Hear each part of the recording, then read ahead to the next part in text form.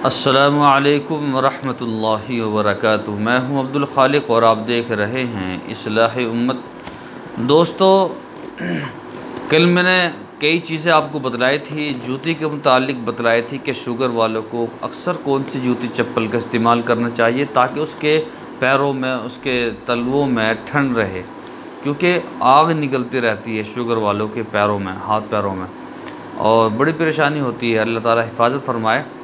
और बहुत सारे लोगों ने सराहा माशाल्लाह, देखी लोगों ने वीडियो, बहुत मोहब्बतें लुटाते हैं लोग। कमेंट्स पढ़ता हूँ माशाल्लाह, कोई अफ्रीका से, कोई ऑस्ट्रेलिया से, और हमारे ख़ासकर यूपी के जो हजरात हैं, गढ़ के, मील बक्सर के, मुजफ्फरनगर, सहारनपुर, गाज़ियाबाद, शामली और मेरठ, और पता नहीं कहाँ के लोग जो है माशाल्लाह बहुत हौसला अफजाई कर रहे हैं। बहुत लोग वीडियो देख रहे हैं, ऑस्ट्रेलिया से और सूडान से, पता नहीं कहाँ से लोग जो है मैसेज कर रहे हैं, अपने नंबर भी भेज रहे हैं कि हमें फ़ायदा लग रहा है, बहुत तो तारीफ़ कर रहे हैं।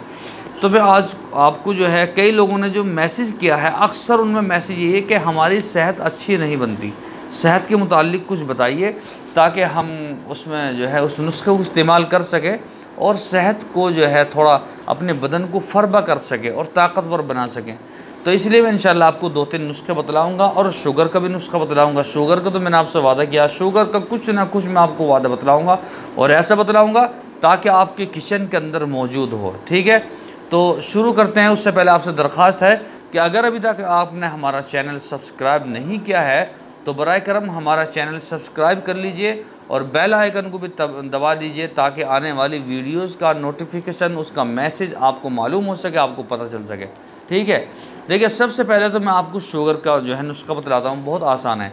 देखिए, आपको आटा लेना 100 ग्राम, जो घर में आटा होता है, आटा 100 ग्राम लेना है, और आपको लेनी कलौंजी, कलौंजी भी 100 ग्राम लेनी है। ठीक है, उसके बाद में तीसरे नंबर पर लेनी है आपको जौ, ये भी गेहूं की तरह होती है जौ।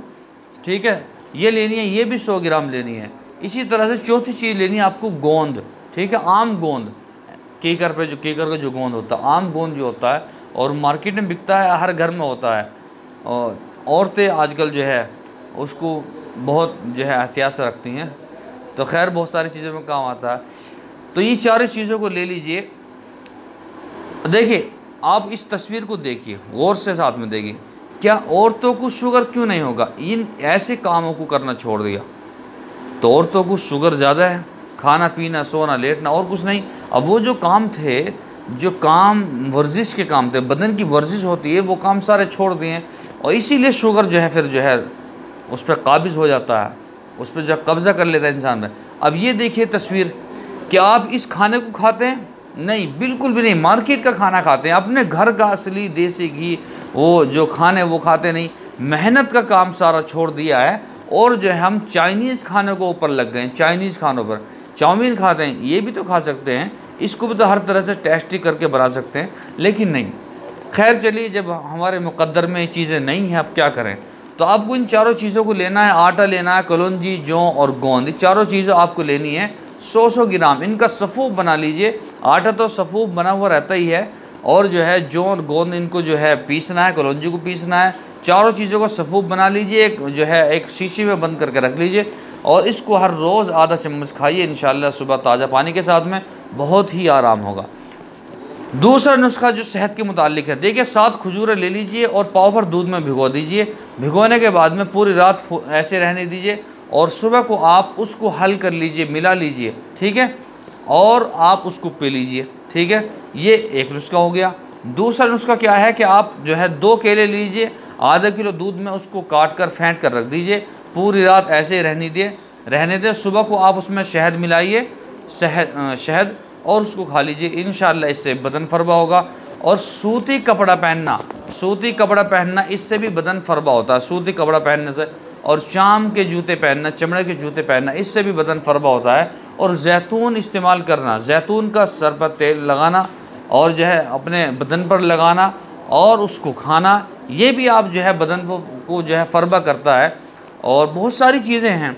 और इसी तरह से आप चने ले सकते हैं, भुने हुए चने ले सकते हैं, कच्चे चने ले सकते हैं, पूरी रात उनको उबालिए और कच्चे चने खाइए, और दूध के साथ, दूध कच्चा हो। देखिए, शुगर वाला अगर कोई हजरात है, ईद आ रही है, जो शीर बनती है, तो उनको मीठा खाने का शौक़, अब क्या करें, शुगर है, नहीं खा सकते हैं। देखिए आप शुगर वाले हैं तो अब सुबह को आप खीर खाएंगे, तो मैं उसका आपको तरीका बतला रहा हूँ।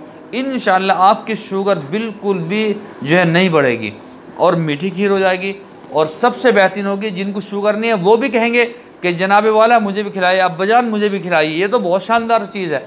तो आपको क्या करना है, खजूर मार्केट में इस वक्त बहुत है, रमज़ान का महीना चल रहा है, पहला जो है जुमा है रमज़ान का महीना, तो मारा मारा है खजूरों की।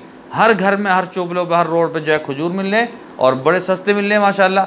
आप खजूर ले लीजिए, रात को आप 10 या 12 खजूरें पानी में भिगो कर रख दीजिए, ये दूध में भिगो कर रख दीजिए। दूध 1 कप हो, 1 कप सिर्फ, उसमें भिगो कर रख दीजिए और जो है इंशाल्लाह सुबह को आपको उसका हलवा मिल जाएगा।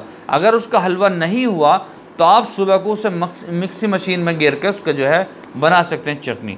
और सुबह को जब खीर पके, शीर आपके यहाँ बने, तो अपने घर वालों से कहे कि मीठा गिरने से पहले हमारी फीकी खीर निकाल दें, ठीक है। उसको निकालने के बाद आप वो रात के फूले हुए जो आपके वो हैं खजूर, आपके जो खजूर हैं, आपका जो हलवा है, अगर नहीं भी हुआ तो सुबह को मिक्सी में बना लें, उसको आप उसमें गिरे मिक्स करें, ठीक है। मिक्स करने के बाद में आप उसको किसी सही से बर्तन में लगाकर, जैसे मावा लगाते हैं ऐसे लगा के फ्रिज में रख दीजिए और इंशाल्लाह उसके बाद में 1 घंटे के बाद में आप खाइए।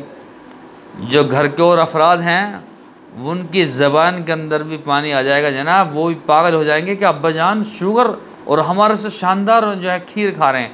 तो आप इसको इस्तेमाल करें, इंशाल्लाह बहुत ज़बरदस्त है, बदन को भी ताकत देगी, बदन फरबा भी होगा, मोटा होगा और शुगर वाले के लिए सबसे हसीन तोहफ़ा है, ठीक है।